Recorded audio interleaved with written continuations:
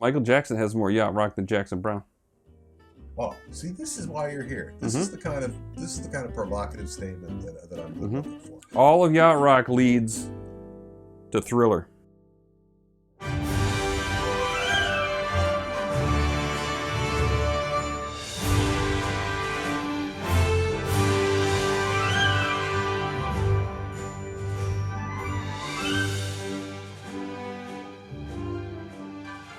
Hey now, thanks for staying up all night with Bob. And if you're the type of person who loves a good call to action, please do hit those like and subscribe buttons. It's a lovely way to thank the tireless animators who photorealistically draw each and every frame of this show every week. Ladies and folks, my guest tonight is a talented writer, performer, actor, and creator of Yacht Rock, the trailblazing 2005 mockumentary series, which quickly became one of the internet's very first viral sensations. For 2 seasons, he voiced Agent Mark. He voiced. What did I say? Voiced. You said voiced, but I voasted. I voasted it too. It's like a combination of voicing and hosting. Yeah. He voiced or voiced, your choice, Agent Mark Bransky on the Adult Swim animated series Hot Streets, alongside Rick and Morty's Justin Roiland, and he has appeared a record number of times as a narrator. Now, is that true? Oh, I don't think so. I think. Oh, you don't think so? No. 5 times though. 5 times. On Comedy Central's Drunk History. Please welcome here he is. It's J.D. Ryznar. Hello, Bob. What do you do on the show, on the program? I just thought it sounded good on the. Yeah, I'm gonna call you Bob. You can call me Bob if you like. I think you may have called me Bob when we met. It seems like a wacky kind of thing I would do.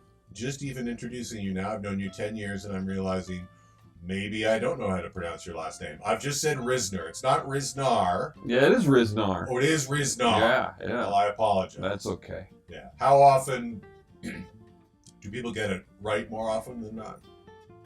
You know, it's funny, in Los Angeles, people get it right more often than not. And like people at grocery stores and things. Whereas in Michigan, where I grew up, it was always Ryznar. Let's start with a drunk history for a second. So 5 times a narrator. Of which of those times were you the most drunk? So, okay, I also was on an internet version of the show before it was picked up on Comedy Central. I was pretty drunk then. But as far as the Comedy Central show goes, I think I was drunkest in the episode where I talked about these seance sisters. Whose last names I forgot, but they were like the first mediums, and they were big phonies. And after a while, they had a falling out, and one sister exposed them. Blah blah blah. I threw up on that one in a bucket. So I think technically I was drunkest then. And so this new thing called spiritualism lights a blaze across the United States of America. But wait, stop the reenactment, because guess what, Derek Waters? It's all bullshit. And I remember it was at an Airbnb, and I'm laying in bed going, Derek, just let me spend the night here. Derek, don't make this PA drive me home. I just want to let me sleep. Just let me sleep. This was a separate occasion than the time that you and Derek got in the tub together? Yeah, I was pretty drunk then too, but I would have done that sober maybe. Right. I mean, who knows where this? If you didn't have tripods and you had a crew instead, who knows where this would lead? Wow, yeah, that's true. Look to the ceiling, Derek. You're so much more pleasant with water over your heads than my son. He makes such a fuss. This is such a delight. Well, let me ask you this: of the 5 that you did do, which was what do you think? What was your favorite? I really liked the first one a lot, but another one I liked was there was one about an outlaw who died and his body just became a prop for like 70 years. Hello, I'm J.D. Ryznar. Today I'm going to tell you the story of Elmer McCurdy, the bandit who wouldn't give up. He wasn't even a good outlaw. He just wanted to be one. Was killed in the shootout. Some undertaker got a hold of his body, said I'm his brother, and then showed his body for money. And people would put nickels in his mouth. Put a nickel in the outlaw's mouth. So he was just embalmed? Yeah. And then on the set, this is sober history, me telling the exact same story. Yeah, no, but that's all right. And then in the 70s, on the set of like The $1 Million Man or something like that, a prop master puts up this spooky mannequin. Or no, they were shooting in a spooky house. And, hey, move that spooky mannequin. And they moved the spooky mannequin, and the arm fell off, and it was clearly like a real human arm with like bone inside. He'd just been plastered over and painted and embalmed so much that people forgot over the years that he was an actual person. They're thinking of doing that with the Queen, by the way. Oh, that would be great. Yeah. Just keep painting her over and putting her in storage, and then one day, hey, this is the Queen. So is it done? Is that are we? No more drunk history? I think so, and I think Comedy Central pulled the plug when they had a really good 8th season shot. I think it was the 8th season. I wasn't a part of it, but like they were starting to get super famous people wanted to get drunk and tell stories. I think they had Lin-Manuel Miranda, Patton Oswalt. Yeah, the show was really rolling. I think they were all having a great time, and then Comedy Central just went, nah, we don't want it anymore. A lot of people don't know that what makes this show work is Andrew is doing. This is exactly what he did, by the way, when this is the Andy cam. Now, Andrew, what if I threw this out and then that was just it for you? Because he did this when Mark was here, and it was just terribly distracting. Okay, here we go. All right, there we go. All right. So you and I met in New York City on a show called Next Caller for NBC, a show run by Stephen Falk, later of You're the Worst. So it was one of these interesting experiences where, for whatever reason, and I think a lot of it had to do with the sheer anxiety of having a studio, Lionsgate, and a network on the other side of the country.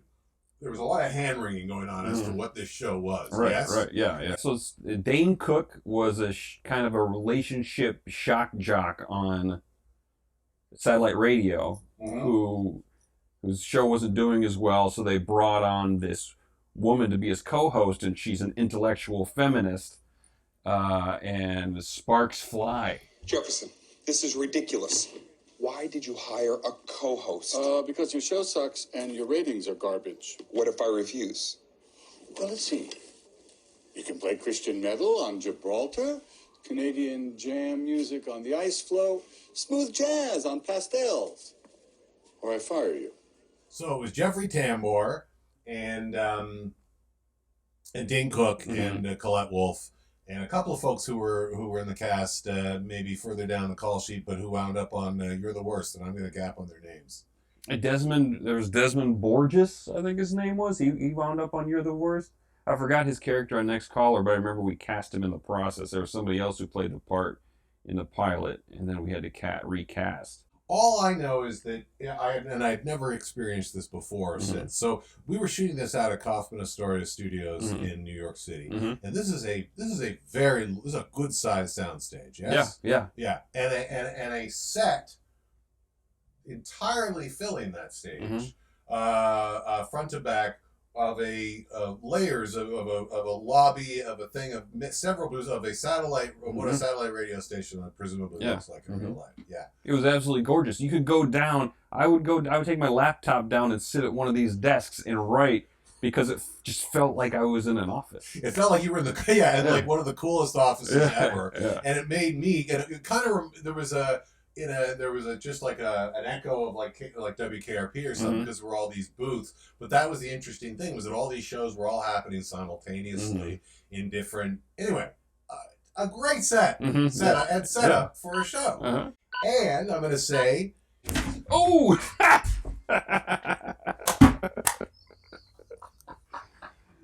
Oh, Andy. I think we can get it back where it was. This is just a hiccup. Oh my God! Talk about insurance. Jesus. All right, here. Wow, that's kind of cool. It's the Batman episode. Yeah. Oh, you're gonna have to readjust. Yeah. All right, now if you're just joining us, we've had this is a lot of groundbreaking on this show. Chaos is broken loose. We're eating watermelon. Andy, what happened there? Now you threw the ball. Andy went and got the ball. In coming back, he tripped on the cord that took your entire camera down. Which, to be fair to Andrew and to yourself and everybody involved, there is a cord like literally 6 inches off of the ground because it's not long enough to reach that camera, and the camera's up high, and so, you know. Yeah, once you get your first sponsor, you can invest in a longer cord and some tape. Yeah. Anyway, just to make a long story short, a lot of money spent on this show. Talent, Jefffrey Tambor. A name, Dane Cook, a pretty big deal at the time, yes? Shipping that entire set from Los Angeles where the pilot was shot to New York. Massive set, huge expenditure, and I might add a generous 6-episode order from NBC, which we were, I believe, 4 episodes, or at least 3.5 into. Yeah, I think we had written 4. Yeah, and mine was the 4th episode, and there was a read-through, and then a week or so later, they pulled the plug. Yeah. No. Sorry, Steven. If I may share some of the blame there, I think we were shooting my episode. Oh, okay. We decided to pull the plug. So, no, but we had taken, I remember now, we had actually taken like a hiatus week, and then they brought in some other poor guy from LA, a senior writer. Do you remember this? Who came in for like a week. This was NBC's idea. Well, we'll send another writer in, and to do whatever it was they wanted to do. I didn't remember that with the new guy they sent in, and I barely remember the guy, but I do remember him being extremely ineffectual for NBC, what NBC wanted him to do. Yeah, because mostly what he did, and I've been a very lovely guy for some reason, you know. He kind of would read. He would read their notes, and he read all the scripts, and he saw. I think he looked at a couple of the cuts, and he basically turned to Steve and he said, "Well, I agree with you. I think this is fine." So you wouldn't think, but you know, we gamely went about writing top to bottom, whatever it was we were doing. And I go home. I had a place in Astoria that was not much, but it had that rooftop. Oh yeah, that was nice. Yeah, which was beautiful. And I go back, and like 7 o'clock at night, I get a call from Steven saying that we've been canceled, which I didn't even think was possible. Yeah, I mean, it was kind of a shock. Yeah, it was kind of a shock. I came out of Canadian TV where if you've spent dime one, that's going to air. Yeah. Anyway, it worked out for everybody. Everybody got their contracts paid out as if we went the whole run. You did. I did not. Really? So sorry. Yeah. Oh, because you were executive producer level and it depended on the producer. Yeah, I was an EP that was. I was somehow. Great to have those senior titles. And it was also across the street from Sesame Street, where they shot Sesame Street. And one day, Richard Kind walks into our office because he knew the writer Willie Reale. He said, "Hey guys, he was dressed in lederhosen. You guys want to come by? I'm shooting Sesame Street. You guys come by." Yes. And so we got to go and watch Sesame Street be shot. Oh, it was one of the highlights of my life. And in fact, whose camera should I? Oh, there. Yeah, no, that was taken. That's me in the garbage can, right? That may even be your elbow there on the stairs, although I think it might be Steven's. But yeah, it's exactly what that was. And I was so... I've still not recovered from it entirely. It was neat. To be on Sesame Street was like... I mean, did you watch that show when you were a toddler? Yeah. Oh, that one of that of everything else made the whole trip worth it. Yeah, we got to see Carol Spinney doing... I think he was doing Oscar that day. Yes. And we got to see Bob. And you know what? I got to see twice in 1 week. I got to see Carol Spinney because he wound up doing Big Bird on Saturday Night Live that same week. With Seth Meyers, and I was friendly with Taran Killam at the time, and he had gotten us tickets. Man, that was fun. Yeah.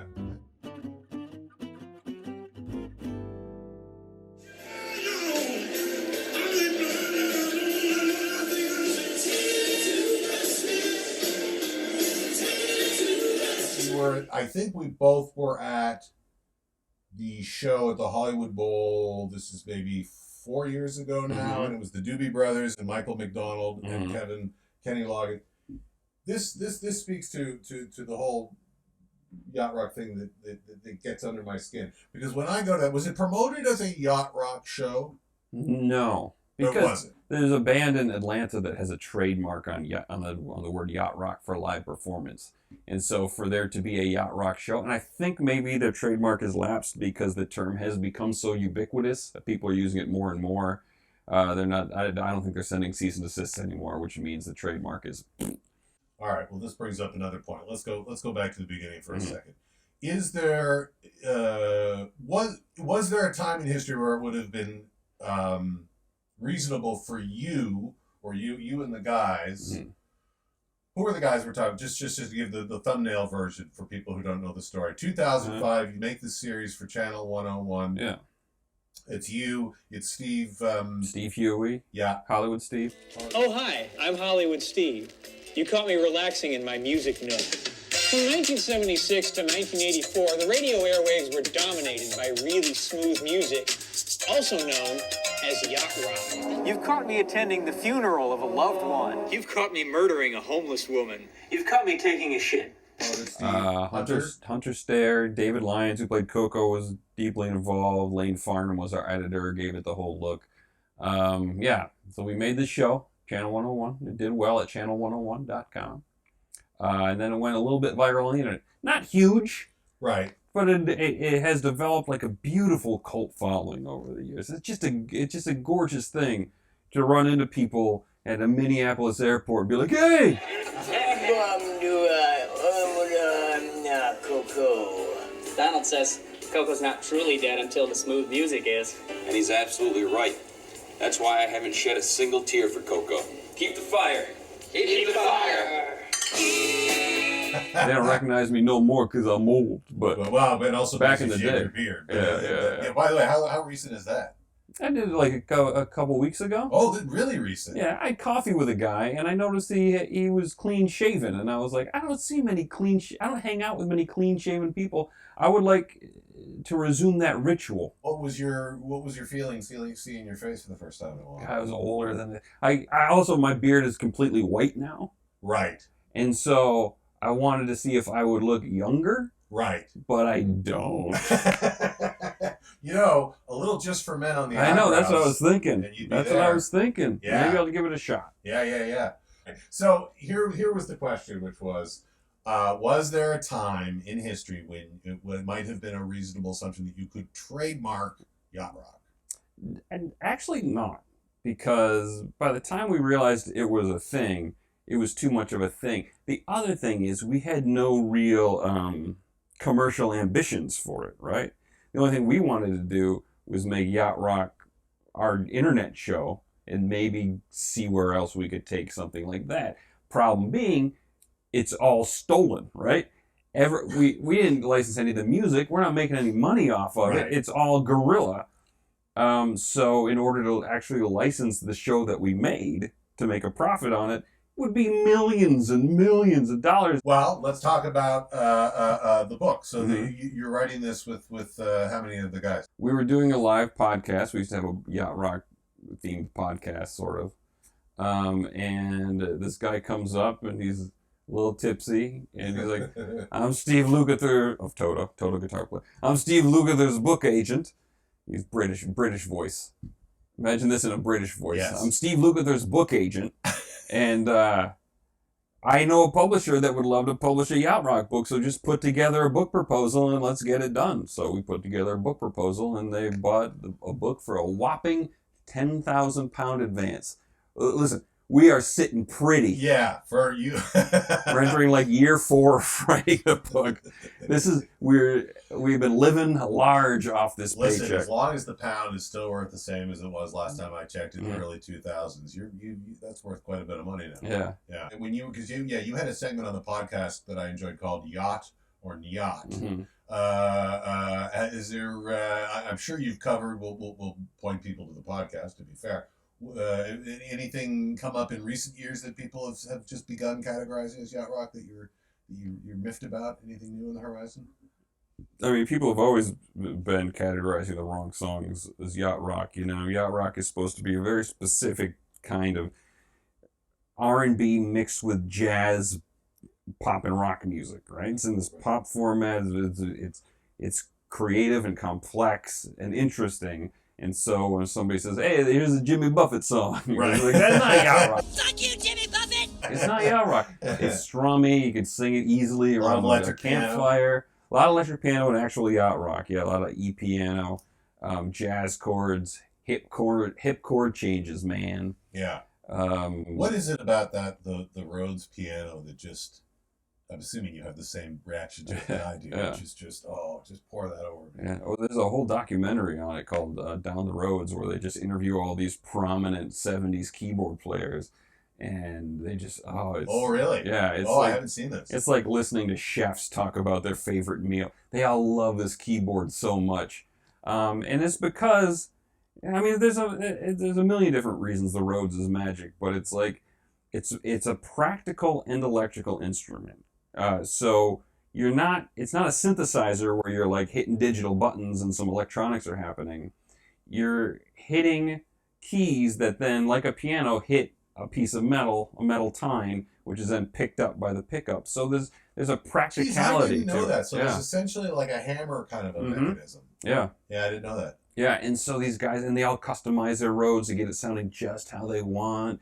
And there was a famous Rhodes that the session keyboard player Jay Graydon started to rent from this house, and it had this specific sound. And he would tell everybody, go to this rental house, rent this, and then he couldn't book it, book it 6 months out because everybody loved it so much. We'll take us back once again to the Hollywood Bowl show. Mm-hmm. At that point, in your contribution to the mythos, Mm-hmm. I think rekindling in that interest in that music, Mm-hmm. Doobie Brothers and all that stuff. By the time I was at that show, whenever that was, 2015, 16, 17? 2018. 18, Mm-hmm. I was like, God damn it, he should be up on that stage. I know, but what would I do? They should at least point to you in the audience. Yep. Have a little spot ready, Mm-hmm. just a little wave, just a little nod. When we first did the web show, Steely Dan actually did do that in a Steely Dan kind of way. Oh, really? Yeah, somebody from their They sent you a lawsuit. somebody from their organization said, "Hey, do you want to go to the Steely Dan with Michael McDonald opening show?" Yes, and they gave us real good tickets, and we're sitting there, and they sing the song "Showbiz Kids," which Michael McDonald sings background vocals on. He came back out to join them for the song. He joined them for a couple songs, and I think he actually sang. When he toured with them in 1974, he sang lead vocals on that song. So he was singing lead vocal, and they put on captain's hats for that song. Oh, wow. And at This some is point, Fagen you're talking Donald Fagen, Walter Becker, and Michael McDonald wearing captain's hats. Right. They invited us to see the show, and at one point they tossed their captain hats on the ground. Oh. Showbiz kids making movies of themselves. They don't give a fuck about anybody. So it was a little fuck you to us, I think. Right. I think. Right. Right. But it was incredible. Just to see Michael McDonald sing that song like he did in 1974 was awesome.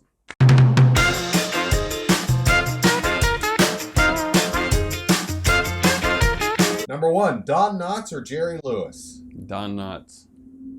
Thank you very much. Do I have to elaborate? You can elaborate or not elaborate on any given. We're a Don Knotts household here. This is a Don Knotts household? This is a Don Knotts household. I met him once. He was doing summer stock theater in my hometown and did an appearance at a camera shop. And so me and my high school friends went, and we took a lot of pictures of ourselves smiling with him way in the background. And then as he was leaving, we all said hello to him. And, yeah. Do you remember what he said to you? I always said, "You're a brilliant comic actor, sir," or "You're a brilliant comedian." "Oh, thank you very much." Thank you. So he's always close to my heart. Number 2, greatest TV theme song of all time. Perfect Strangers. Standing tall on the wings of my dreams. Have you ever had a road rage incident in which you were by and large the aggressor? Sure, but I've never gotten out of the car and punched somebody in the face, but... Right. Never out of the car. Yeah. No, I've never been out of a car either. Mm-mm. That to me seems next level. But it seems like if you spend any amount of time on, Instagram or TikTok, it feels like it happens a lot. I know. Why would you get out of the car? Everybody has guns. Most expensive thing you ever stole? I've never stolen a thing. Oh, that's not true. No, I stole the the double CD for rent from a radio station where I worked in college. Who's the funniest stand-up working today? I don't know. I mean, it's objective, but I just saw Nate Bar. Have you heard of him? Yeah, I have. He's very funny. Nate Bargatze? Something like that. Nate Bargatze. Yeah, he's got a newish special on Netflix. It's so funny. Yeah, he's really funny. He's got such a mellow, cool delivery. He just seems bewildered all the time by life. Yes. It's so funny. I laughed a lot. Best restaurant in LA? Oh, I always think about this. Where I will say a cool thing is that, I just watched this. Such a long answer. I just watched this show on Disney Plus called Selena Plus Chef. Selena Gomez is a chef on. Her first guest was Ludo Lefebvre, and he made an omelet with her. And his omelet is beautiful, and you can go to his restaurants. I think he has more than one, Petit Trois, and you can get that omelet, and it's incredible. All right. So I don't know if that's the best restaurant in LA or not, but that's like one of the coolest, simple pieces of food that you can just go out and get whenever you want. Halloween is around the corner. Will you carve a pumpkin? You carve a pumpkin in your house? No, I won't carve one. Oh. My wife might. My kids might. Not me. Well, the family will carve a pumpkin. Yeah. You're not a pumpkin carver? No, I want to pain in the butt. Will your kids be trick-or-treating? Yes. They're still of trick-or-treat age? My 8-year-old sure is. But we go to the neighborhood with the Thriller house in it, a lot of old Victorian houses. The neighborhood goes all out. They get like 5,000 trick-or-treaters. Oh. And so we'll do like a block, and then they'll sit on the porch of our friend's house who have a house there. Right. And my kids just love handing out the candy. Oh, that's super fun. Mm-hmm. Yeah. Scariest movie you ever saw? I don't know. I just saw a real good movie called Barbarians, though, that got me real creeped out. Oh, Barbarians. Okay. It's not getting any publicity or anything, but it's in the mainstream theaters. I don't know when this is coming out. It may be gone by then, but I want the word of mouth to get around. Barbarians is really good. The time in your life when you were most scared? Watching Barbarians. Oh. New York or LA? I think I know the answer to this. New York. First thing you remember thinking was funny? I don't necessarily mean in class, but like... Right. That's an impossible question. I do know that I loved, my parents had an 8-track of Steve Martin's Let's Get Small, and I listened to that all the time. That's what I'm looking for, is that thing. Yeah. See, I didn't get half the jokes. I mean, they're so grown up. But he does enough wacky, fun stuff to keep a kid's attention. Pornhub or YouPorn? Wait, Pornhub or new porn? Or YouPorn. YouPorn? Yeah. Tube Porn Classic. I like to watch the old. There's a site called Tube Porn Classic where people upload old porn, like from the 70s, anywhere from like the 60s, 70s, 80s, 90s. What's it called? Tube Porn Classic. Tube porn, like with a tube, like TOO or Tube. Oh, Tube. Yeah, it's just like a random bunch of words that they get the .com for. But really, you go to any of those and just look for like vintage full movie, and they are phenomenal.